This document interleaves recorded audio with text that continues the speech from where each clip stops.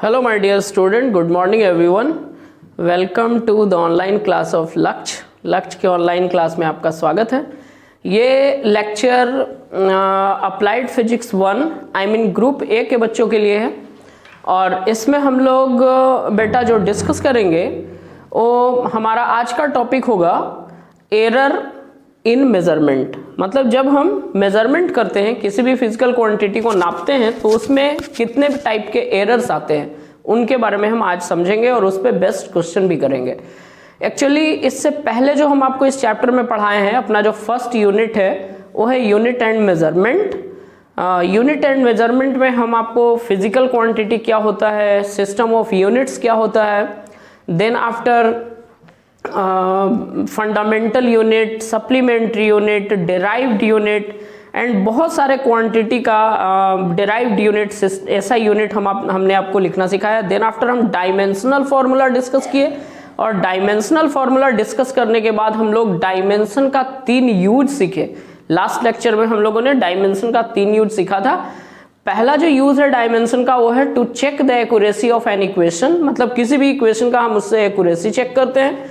दूसरा यूज हम आपको समझाया to derive the formula of a physical quantity and third use हम लोग सीखे थे to convert one system of unit into another and then after हम लोग पढ़े थे लिमिटेशन ऑफ डायमेंशन एनालिसिस। मतलब डायमेंशन एनालिसिस में क्या कमी है, क्या लिमिटेशन है, तो 5 पॉइंट में हम उसको मेंशन किए थे। आज हम लोग डिस्कस करने वाले हैं एरर इन मेजरमेंट के बारे में। ठीक है, तो आप हेडिंग लगा लो एरर इन मेजरमेंट।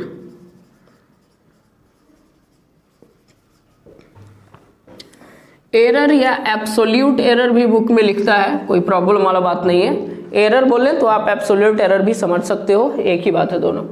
अब एरर इन मेजरमेंट क्या होता है समझिए। एक छोटा सा हम प्रैक्टिकल फील कराने के लिए आपको एक एग्जांपल दे रहे हो। ऐसा कोई ये बुक का एग्जांपल नहीं है, मेरा ओन पर्सनल एक्सपीरियंस जो हम आपके साथ शेयर करना चाहते हैं। आप इंजीनियर है भाई, आपका जिंदगी तो यही सब में गुजरने वाला है, मेजरमेंट करते रहिए। ये मान लो बेटा एक विंडो है, आपके बेडरूम का विंडो है और इस विंडो में हमको ग्रिल लगाना है। कंसिडर करो कि हम इस तरह से ऐसा इसमें रॉड लगाना चाहते हैं।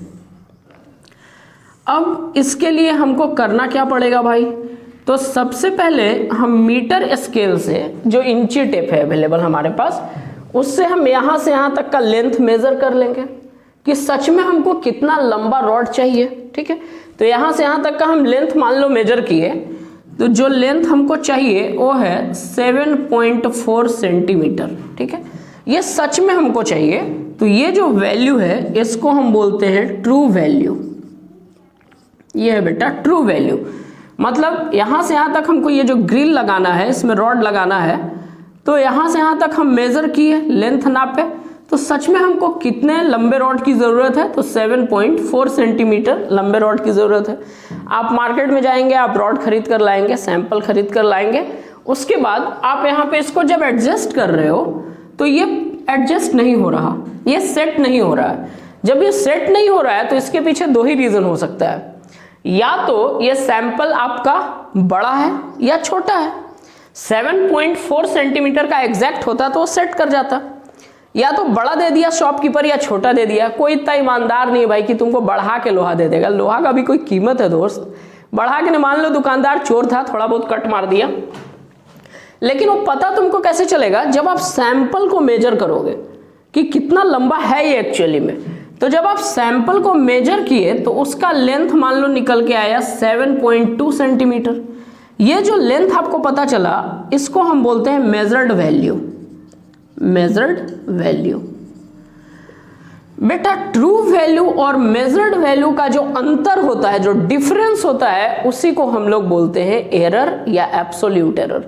मींस अगर आप यहां पे एरर निकालना चाहेंगे तो error is equal to true value minus measured value.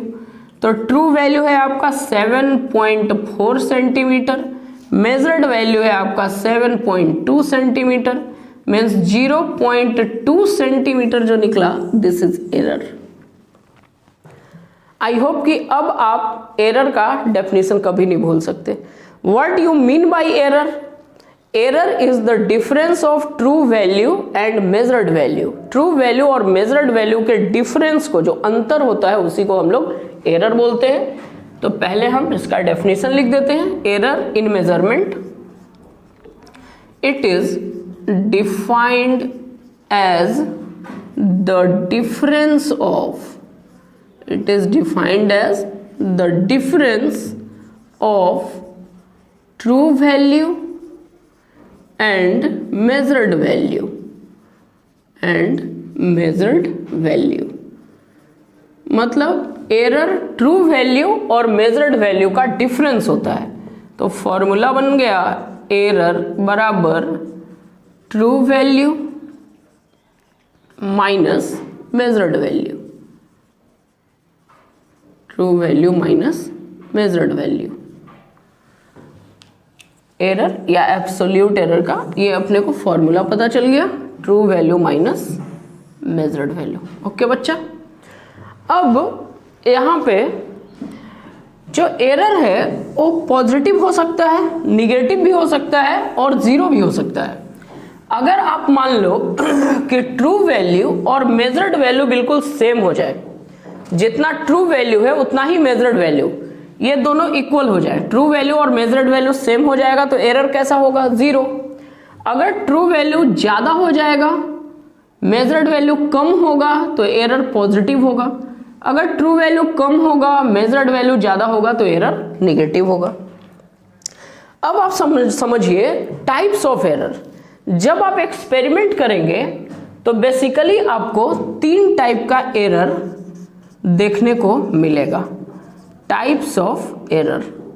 Types of error में बच्चा मेरा सबसे पहले हम लोग जो डिस्कस करेंगे वो है सिस्टेमैटिक एरर के बारे में। सिस्टेमैटिक एरर क्या होता है समझिए, एक एक करके सारा एरर हम एक्सप्लेन करेंगे। सिस्टेमैटिक एरर होता है, रैंडम एरर होता है और ग्रॉस एरर होता है। बेसिकली 3 टाइप का एरर पॉसिबल है कि आपके मेजरमेंट में आ सकता है। सिस्टेमैटिक एरर कैसे एरर को बोलते हैं, लिख दूंगा मैं डेफिनेशन, आप समझो। वैसा एरर जिसके कारण का पता चल जाता है उस एरर को बोलते हैं सिस्टेमैटिक एरर। एकदम अपने स्टाइल में समझा रहे हैं, कोई बुक का लैंग्वेज इस्तेमाल नहीं हो रहा है, बस आप फील करो, आराम से डेफिनेशन लिख देंगे हम। मान लो बच्चा यहाँ बोर्ड पे एक ये एंगल बना दिया 60 डिग्री, इस एंगल का ट्रू वैल्यू दे दिया 60 डिग्री, बोलता है कि आप इसको मेजर करके बताओ, नाप के बताओ ये 60 है कि नहीं। तो आप एंगल को मेजर करने के लिए प्रोटेक्टर का इस्तेमाल करेंगे, चांद का इस्तेमाल करेंगे।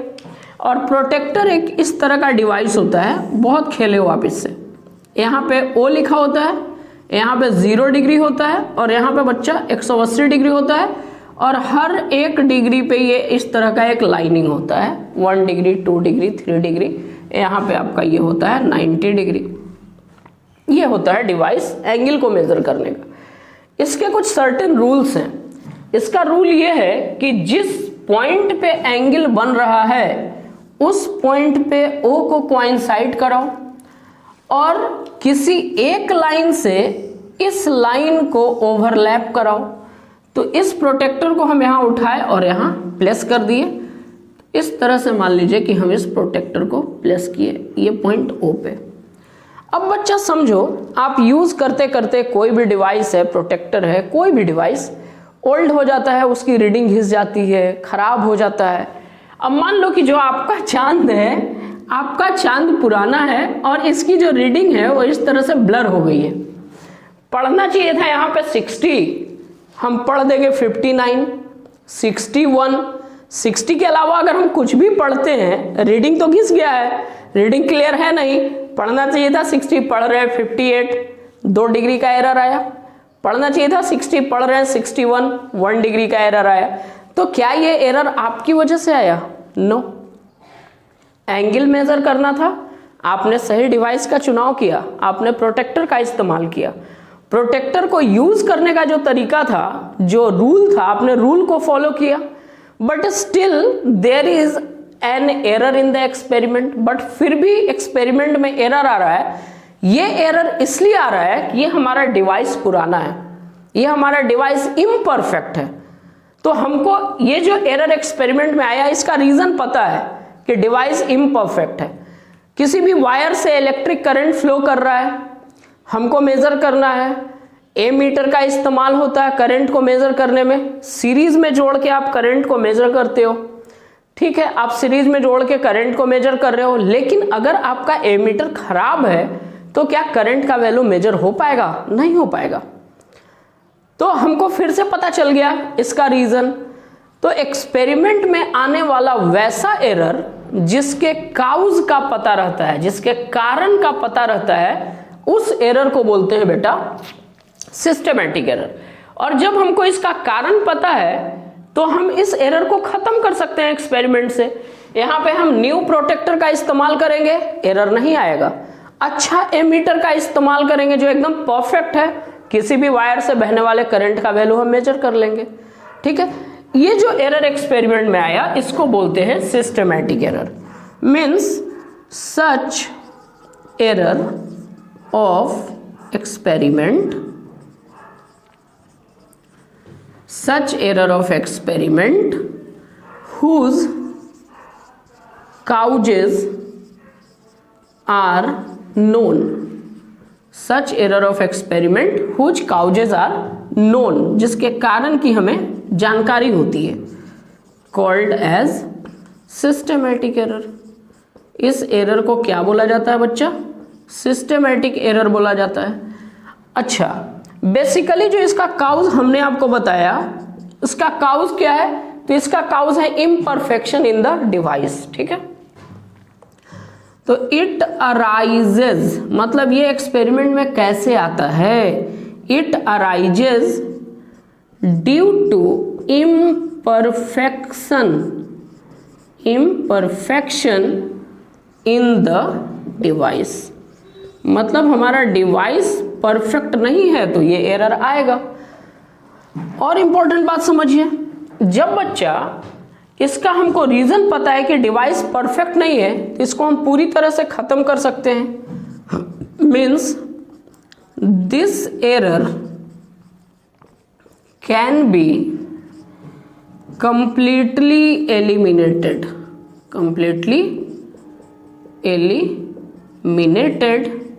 from the experiment। मतलब इस एरर को एक्सपेरिमेंट से हम पूरी तरह खत्म कर सकते हैं, पक्का बात है। इसको हम लोग बोलते हैं सिस्टमैटिक एरर। वैसा एरर जिसके काउज का पता रहता है उस एरर को बोला जाता है सिस्टमैटिक एरर। सेकंड जो अपना एरर है बच्चा वो है रैंडम एरर। समझिए, सेकंड टाइप का जो एरर है अपना वो है रैंडम एरर। अब ये रैंडम एरर क्या है? लॉजिकल है, ऐसे ही हंसा खिला के हम आपको समझा देंगे। अपना पर्सनल आपकी पर्सनल बातें करके ये सारा एरर हम लोग समझ जाएंगे।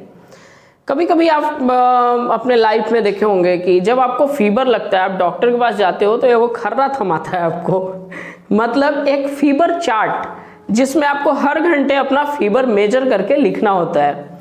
10 बजे कितना बुखार था तेरा, 11 बजे का था, 12 बजे का था, भाई लिख के लाओ।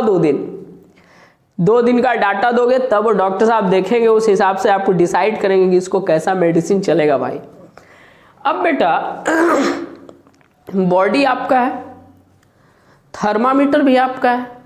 आप अपने बॉडी को अपने थर्मामीटर से मेजर कर रहे हो। हर बार आपके फीवर का जो रीडिंग आ रहा है वो अलग अलग आ रहा है। कभी आपका रीडिंग आ रहा है 98.6, एकदम नॉर्मल है आप। कभी 99 हो जा रहा है, कभी 100 हो जा रहा है, कभी फिर से 98 पॉइंट समथिंग आ रहा है।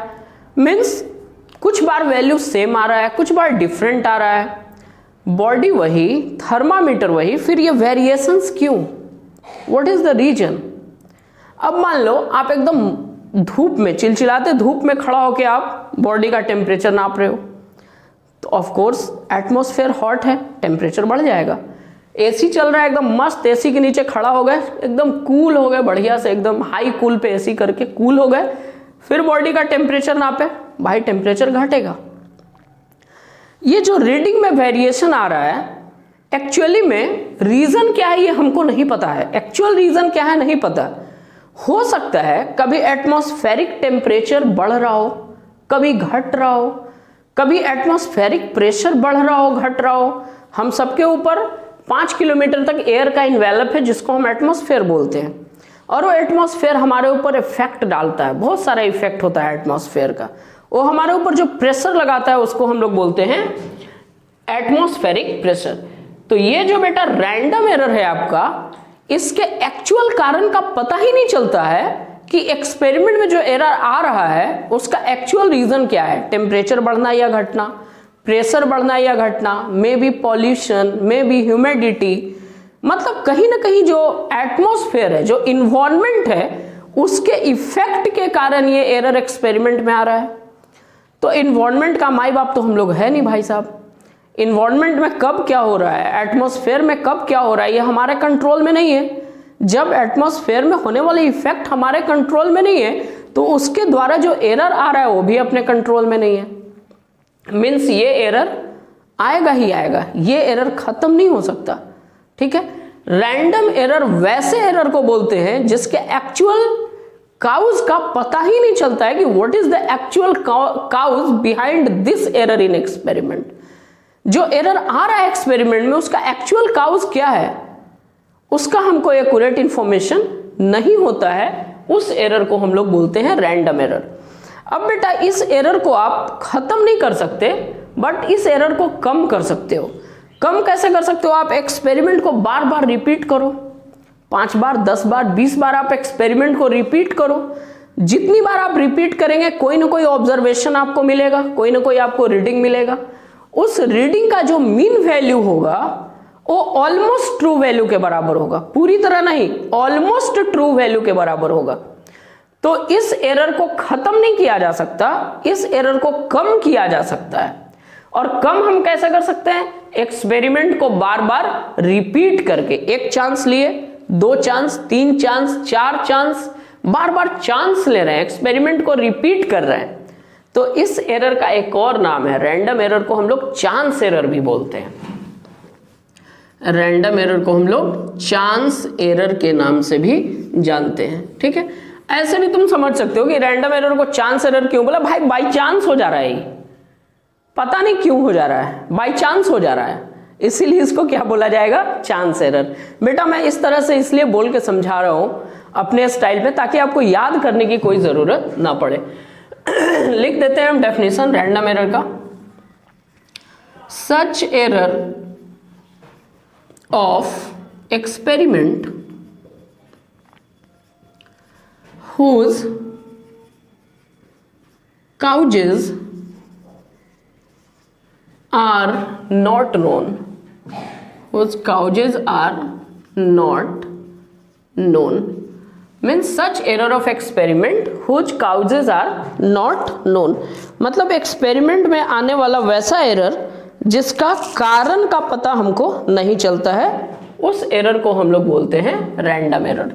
Such error of experiment whose causes are not known called as random error।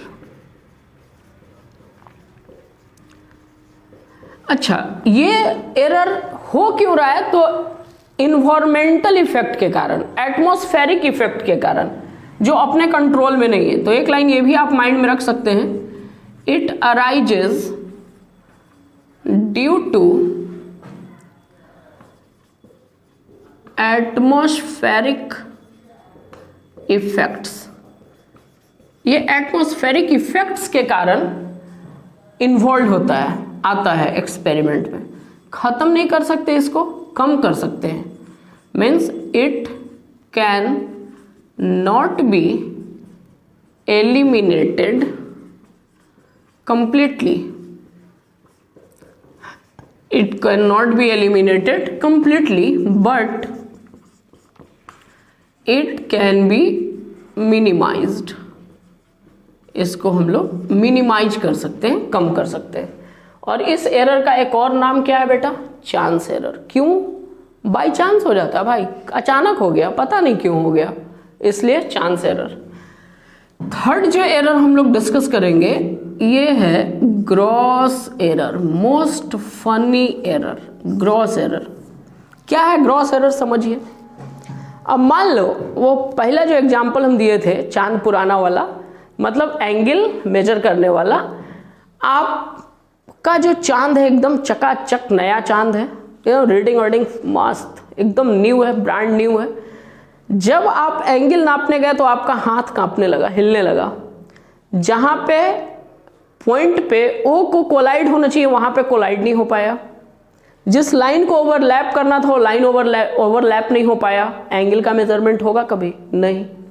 Device का प्रॉब्लम है? नहीं भाई, चकाचक चांद है तुम्हारा एकदम मस्त। डिवाइस का प्रॉब्लम नहीं है, आपका प्रॉब्लम है, आप केयरलेस हो रहे हो। अब मान लो किसी वायर से करंट फ्लो कर रहा है, तुमको उससे बहने वाले करंट का वैल्यू पता करना है।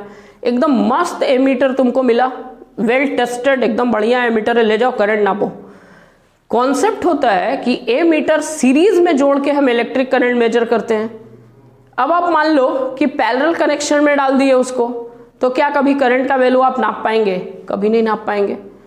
दो बैटरी का पोटेंशियल, दो बैटरी के टर्मिनल्स के बीच का पोटेंशियल डिफरेंस आपको मेजर करना है, तो पोटेंशियल डिफरेंस हम वोल्ट मीटर से मेजर करते हैं, और वोल्ट मीटर को हम पैरेलल में कनेक्ट करते हैं। मान लो आप सीरीज में कनेक्ट कर दिए, कभी वोल्टेज ना पाएगा बेटा, कभी नहीं ना पाएगा। तो ये सब जो एरर एक्सपेरिमेंट में आ रहा है, मान लो तुम सो के उठे हो, कोई एक्सपेरिमेंट कर रहे हो, आधा रीडिंग गलत पढ़ रहे हो, तो ये जो एरर एक्सपेरिमेंट में आ रहा है, ये ऑब्जर्वर मतलब जो बंदा एक्सपेरिमेंट कर रहा है उसके केयरलेसनेस के कारण आ रहा है, उसकी लापरवाही के कारण आ रहा है। तो जो एरर एक्सपेरिमेंट में ऑब्जर्वर के केयरलेसनेस के कारण होता है, उस एरर को हम लोग बोलते हैं ग्रॉस एरर। मतलब ग्रॉस एरर है क्या? तो simply it is the carelessness of observer. अगर एक्सपेरिमेंट करने वाले बंदे को ऑब्जर्वर बोलते हैं, अगर ऑब्जर्वर मेंटली अलर्ट है, हर रूल्स को ढंग से फॉलो कर रहा है, सही डिवाइस का चुनाव किया, डिवाइस का सर्टेन रूल यूज किया, रीडिंग्स को केयरफुली पढ़ा, रीडिंग्स को केयरफुली राइट किया, कैलकुलेशन बहुत स्ट्रिक्टली किया, कहीं पे कोई दिक्कत नहीं, तो क्या ये एरर एक्सपेरिमेंट में होगा? पॉसिबल ही नहीं है भाई, नहीं होगा। मीन्स ग्रॉस एरर को भी हम पूरी तरह खत्म कर सकते हैं। है क्या ग्रॉस एरर बच्चा? तो it is the carelessness of observer. Experiment करने वाले बंदे का केयरलेसनेस है। जब वो मेंटली अलर्ट होकर काम करेगा तो ये एरर नहीं आएगा। Means this error can be completely eliminated, can be completely eliminated। इस एरर को हम पूरी तरह से खत्म कर सकते हैं। जब आप एक्सपेरिमेंट करेंगे तो ये तीन टाइप का एक्सपेरिमेंट आपके ये तीन टाइप का एरर आपके एक्सपेरिमेंट में आ सकता है: systematic error, random error and gross error. यहां से ऑब्जेक्टिव के लिए छोटे छोटे सवाल अब आप आंसर करना। आप बोलोगे, सुन तो नहीं रहा हूं मैं, बोलना आप, ठीक है। कौन सा एरर डिवाइस के इम्परफेक्शन के कारण एक्सपेरिमेंट में आता है? Systematic error. डिवाइस इम्परफेक्ट होगा, कौन सा एरर आएगा? Systematic error. किस एरर को चांस एरर बोलते हैं? Random error. किस एरर पे इन्वायरमेंटल इफेक्ट्स के कारण होता है? कौन सा एरर इन्वायरमेंटल इफेक्ट्स के कारण होता है? Random error.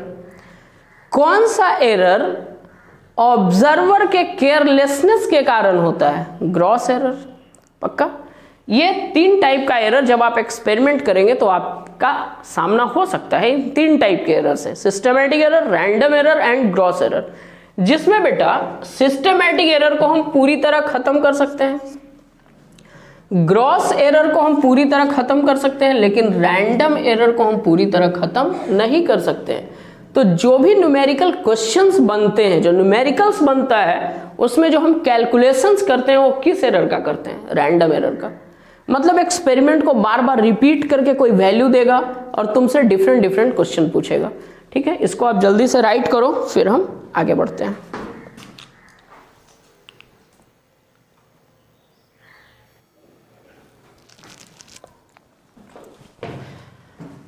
बेटा एरर का डेफिनेशन हम लोगों ने अभी समझा, 3 टाइप का error, systematic error, random error और ग्रॉस एरर।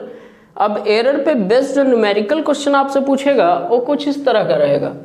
आपको एक क्वेश्चन बोला है यहाँ पे कि the diameter of a wire is found to be 2.08 centimetre, 2.06 centimetre, 2.04 centimetre, 2.02 centimetre, 2.06 centimetre and 2.04 centimetre.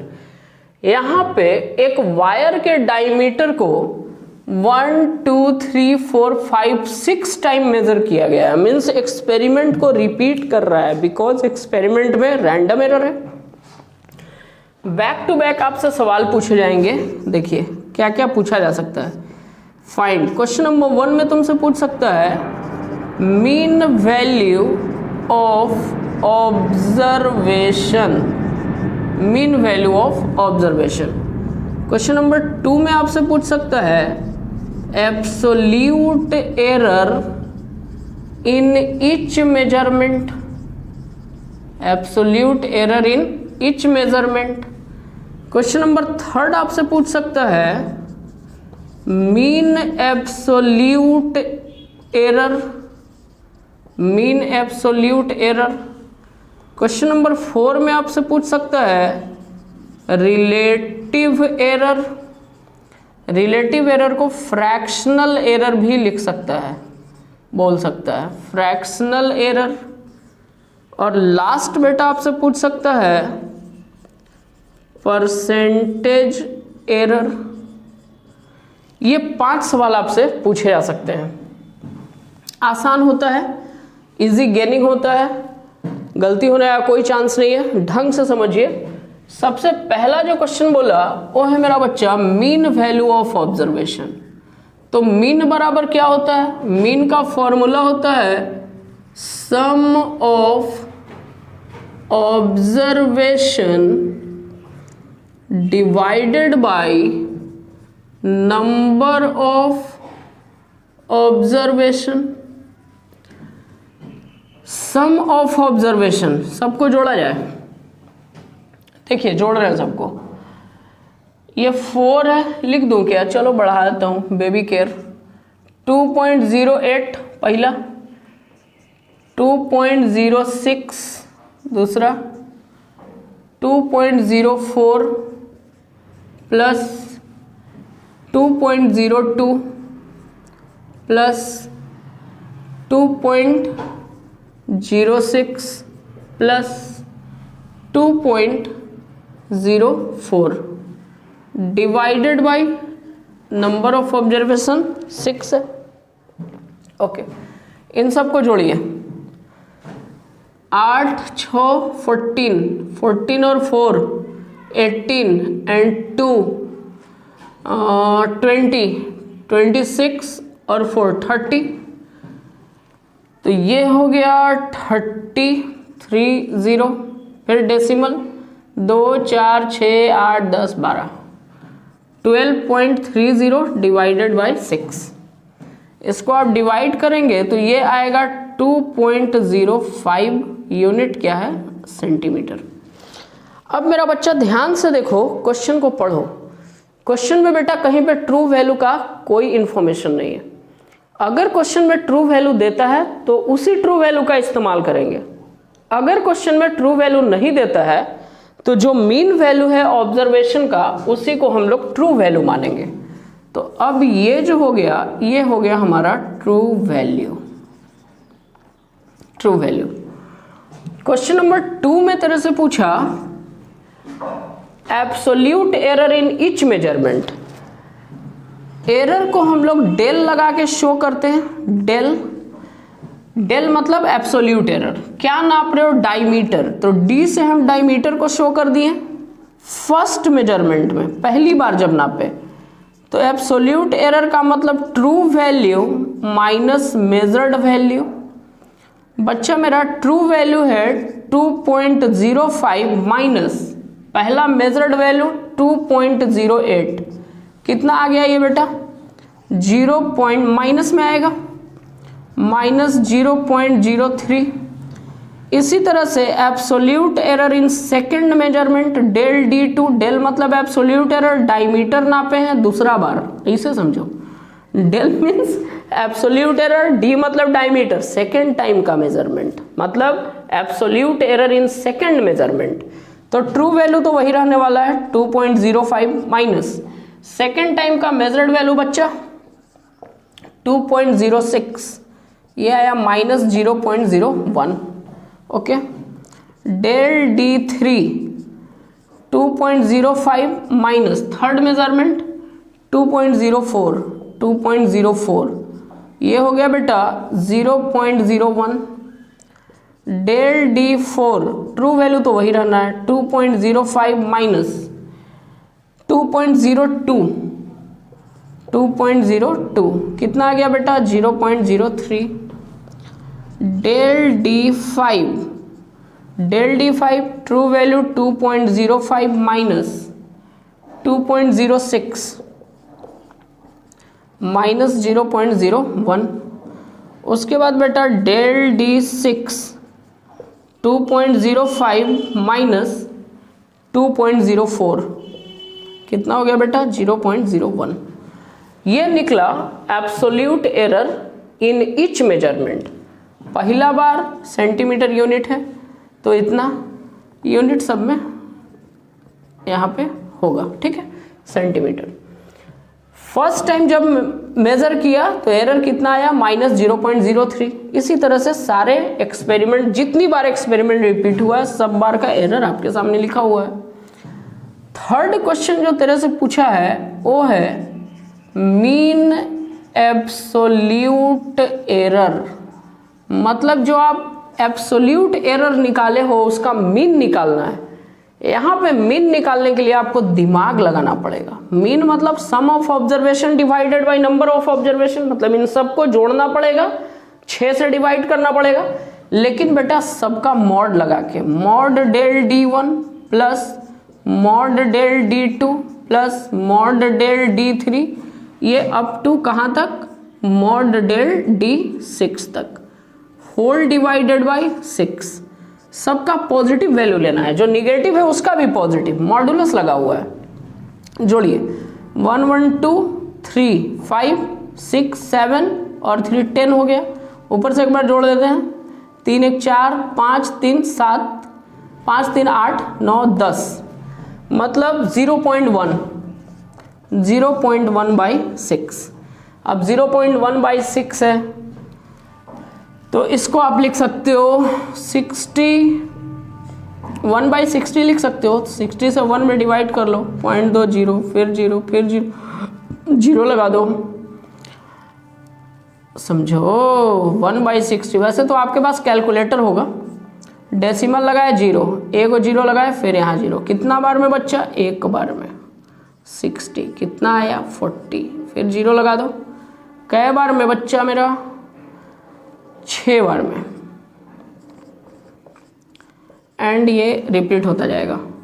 Means ये आया 0.16। अच्छा, एक बात और ध्यान दो आप, कैलकुलेशन आपको कैलकुलेटर से करना है, इतना आपको गुना भाग नहीं करना है। आप इंजीनियर हो यार, समझो अपना वैल्यू। अब यहाँ पे ध्यान से देखिए कि जितना सारा वैल्यू ऑब्जर्वेशन दिया हुआ है सब में डेसिमल के बाद 2 डिजिट है, तो यहाँ पे भी हम डेसिमल के बाद 2 ही डिजिट रखेंगे। मीन्स 6 को राउंड ऑफ करना पड़ेगा। अभी राउंड ऑफ हम पढ़ाएंगे और पहले से भी थोड़ा बहुत आइडिया होगा आपको कि जब कोई नंबर बेटा 5 से बड़ा होता है तो उसको हटाने के लिए पहले वाले नंबर को 1 बढ़ाना पड़ता है। तो ये क्या हो गया बच्चा मेरा 0.02, ठीक है 0.02, और इसका भी यूनिट होगा सेंटीमीटर। क्वेश्चन नंबर 4 पूछा है बच्चा रिलेटिव एरर। रिलेटिव एरर होता है बेटा mean absolute error divided by true value. Mean absolute error divided by true value. तो mean absolute error 0.02, true value कितना है बच्चा मेरा 6.05। अब इसको भी आपको डिवाइड करना है भाई, तो लोग कैलकुलेटर से कर लेना, थोड़ा बहुत अगर इधर उधर होता है तो कैलकुलेशन से मतलब नहीं है, कॉन्सेप्ट सीखना। डेसिमल उड़ा देते हैं, 205 से डिवाइड करना है 2 को, भैया डेसिमल लगाओ, 1 0 फिर 0 फिर ओ माय गॉड फिर 0 लगाना पड़ेगा, फिर 0, 9 बार में लगा दे क्या एक ही बार, तो 9 5 45, 9 दूनी 18, 5 हो गया, 9 में से 5 आया, 1 आया, एक और 0 लगा दो, कितना बार में, 7 बार में लगाए, 7 टाइम में, 7 5 35, 7 दूनी 14, ये हो गया 5, ये हो गया 1, ये भी हो गया 1, इतना बहुत है, छोड़ देते हैं, 0.0097, 0.0097। बट आपको डेसिमल के 2 ही डिजिट तक रखना है, मीन्स आपको मेरा बच्चा 9 को राउंड ऑफ करना है, तो 9 को जब आप राउंड ऑफ करोगे तो पहले वाला 1 बढ़ जाएगा, पहले वाला 0 है 1 हो जाएगा, तो ये राउंड ऑफ करके हम लिख दिए 0.01। ठीक है, लास्ट जो सवाल तुमसे पूछा वो है परसेंटेज एरर। परसेंटेज एरर का फॉर्मूला होता है रिलेटिव एरर इंटू 100%। तो रिलेटिव एरर बेटा 0.01 इंटू 100%, मतलब ये हो गया 1%।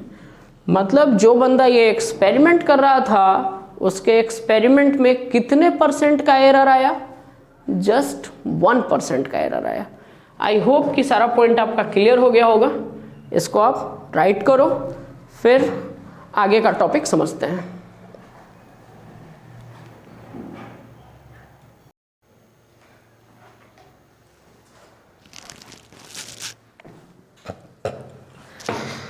अभी हम लोगों ने एरर का प्रॉब्लम किया और उसमें हमने आपको mean value of observation, absolute error in each measurement, mean absolute error, relative error and percentage error निकालना सिखाया।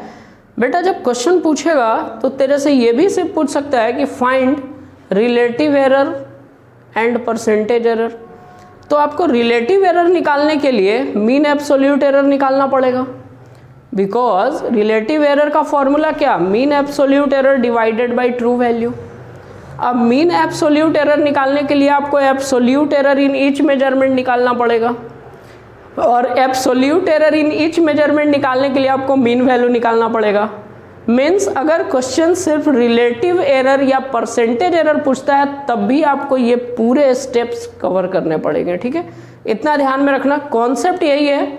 बुक से, किसी भी बुक से आप प्रॉब्लम बनाना, राउंड ऑफ का थोड़ा इसमें ध्यान रखना पड़ता है।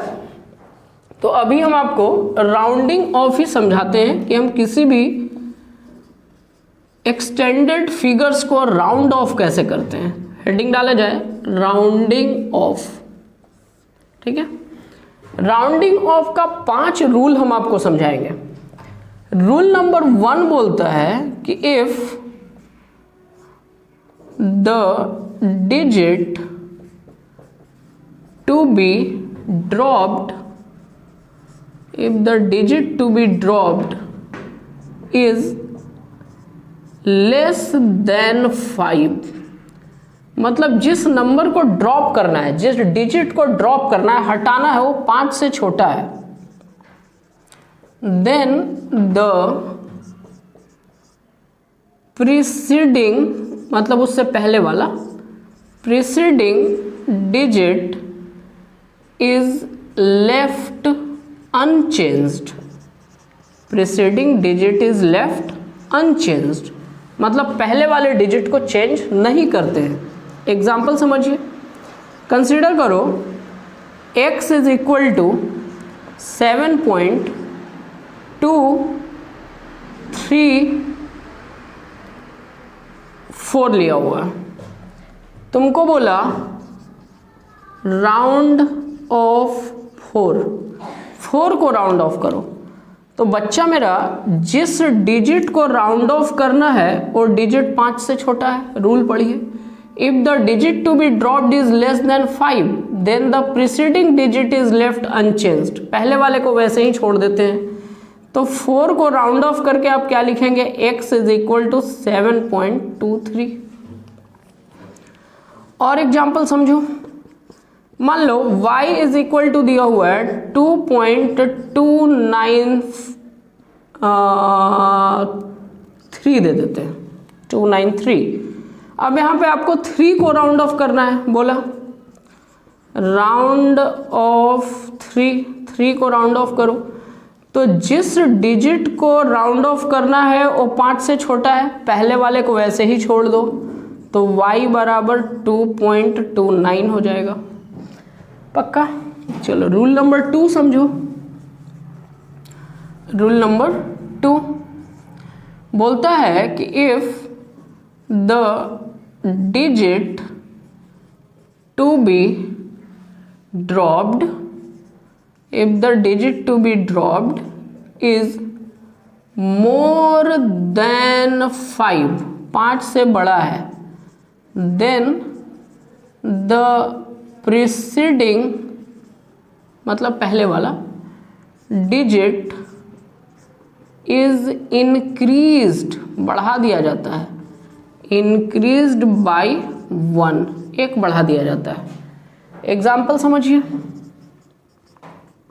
मान लो a का वैल्यू दिया 6.69, ठीक है, आपको बोला राउंड ऑफ 9 को राउंड ऑफ करो। तो बेटा जिसको राउंड ऑफ करना है वो नंबर 5 से बड़ा है, पहले वाला एक बढ़ जाएगा, तो a का वैल्यू हो जाएगा 6.7। दूसरा एग्जाम्पल समझो, मान लो b इक्वल टू दे दिया 0.0068, आपसे बोला राउंड ऑफ 8 को राउंड ऑफ करो।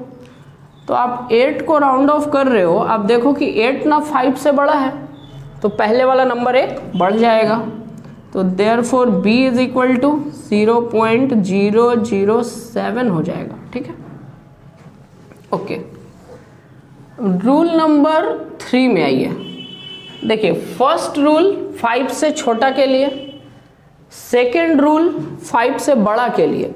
अब बेटा 5 का 3 रूल होगा, समझो। रूल नंबर 3, एक एक करके तीनों रूल समझाएंगे। रूल नंबर 3 बोलता है कि if the digit to be dropped is 5, जिस डिजिट को ड्रॉप करना है वो क्या है, 5 है, followed by non zero digit, followed by non zero digit, मतलब नॉन जीरो डिजिट उसके बाद है, 5 के बाद है क्या, followed by non zero digit, then the preceding मतलब 5 के पहले वाला digit is increased by 1, increased by 1। मतलब अगर 5 को राउंड ऑफ करना है तो 5 के बाद देखो, अगर 5 के बाद कोई नॉन जीरो डिजिट है, 1 to 9 में कोई भी हो सकता है नॉन जीरो डिजिट, 1 2 3 4 5 6 7 8 9, इनमें से कोई भी नॉन जीरो डिजिट होगा तो पहले वाला कुछ भी रहे एक बढ़ा दो। एग्जाम्पल समझ, x बराबर 0.0253, तुमसे बोला राउंड ऑफ 5 को राउंड ऑफ करो। तो बेटा जिसको राउंड ऑफ करना है वो 5 है, 5 के बाद देखिए 3 है, 3 एक नॉन जीरो डिजिट है, तो पहले वाले को एक बढ़ा दो, तो देयरफॉर x बराबर 0.03 हो गया। और एग्जाम्पल लो, y बराबर 6.6759, ठीक है, आपसे बोला राउंड ऑफ 5, राउंड ऑफ 5 को राउंड ऑफ करो। तो बच्चा मेरा y बराबर 5 को राउंड ऑफ करना है तो 5 के बाद देखोगे ना, 5 के बाद 9 है, 9 मतलब नॉन जीरो है, तो पहले वाला एक बढ़ जाएगा, 6.68 हो जाएगा। ओके, रूल नंबर 4 समझिए। If the digit to be dropped, if the digit to be dropped is 5 followed by 0, अब 5 के बाद क्या आ गया, 0 आ गया, followed by 0, then the preceding digit माने पहले वाला, then the preceding digit remains unchanged if it is even। Example समझ, बोला बच्चा मान लो x बराबर 0.545, इस 5 को राउंड ऑफ करना है। अब इस 5 को राउंड ऑफ करना है तो आप ना बेटा 5 के बाद देखिए, यहां आपको कुछ दिख रहा है, कुछ नहीं दिख रहा है। जब कुछ नहीं दिख रहा मतलब यहां 0 है, तो जब 5 के बाद 0 है तो 5 के पहले वाले को देखो, 5 के पहले वाला कैसा है, इवन, जो है वही छोड़ दो, तो देयरफॉर क्या हो जाएगा, x बराबर 0.54 हो जाएगा। एक और एग्जाम्पल समझिए, y बराबर 7.3850, यहां पे भी बोला आप 5 को राउंड ऑफ करो, तो कभी 0 दिखेगा 5 के बाद, कभी नहीं दिखेगा। जब 5 के बाद 0 नहीं भी दिखेगा मतलब 0 है। अब यहाँ पे तो 5 के बाद 0 दिख रहा है, तो 5 के पहले वाला देखो, पहले वाला ऑड है कि इवन है, इवन है, छोड़ दे भाई, कोई छेड़छाड़ नहीं करो, 7.38 हो गया। ठीक है, अब रूल नंबर 5 ये बोलता है कि अगर 5 के बाद 0 है और 5 के पहले ऑड है, ऑड मतलब 1, 3, 5, 7, 9, इनमें से कोई है तो उसको 1 बढ़ा दो। मीन्स रूल नंबर 5 बोलता है कि if the digit to be dropped is 5 followed by 0, then the preceding digit is increased by 1 if it is odd। अगर odd है तो 1 बढ़ा दो। एग्जाम्पल समझो, x बराबर 2.075, 5 को राउंड ऑफ करना है, 5 के बाद क्या है, 0, कुछ नहीं दिख रहा मतलब 0। 5 के पहले देखो, ऑड की इवन, ऑड बेटा 1 बढ़ा दो, 7 ऑड है ना, तो x बराबर 2.08 हो गया। एक और एग्जांपल समझो, मान लो दिया y बराबर 13.0350। अब यहाँ 5 को राउंड ऑफ करना है तो 5 के बाद देखो, 5 के बाद क्या है, 0 है। 5 के पहले देखो, ऑड है कि इवन, ऑड है, 3 है, ऑड है, ऑड है तो 1 बढ़ा दो, y बराबर 13.04। आई होप कि अब आपको राउंड ऑफ करना आ गया है। यही 5 रूल होते हैं राउंड ऑफ करने का, इसको आप लिखिए। और इस लेक्चर में फिलहाल इतना ही, अभी के लिए सेवा समाप्त। मिलते हैं नेक्स्ट लेक्चर में। Thank you so much, keep smiling, keep studying. लक्ष्य में आपका स्वागत है।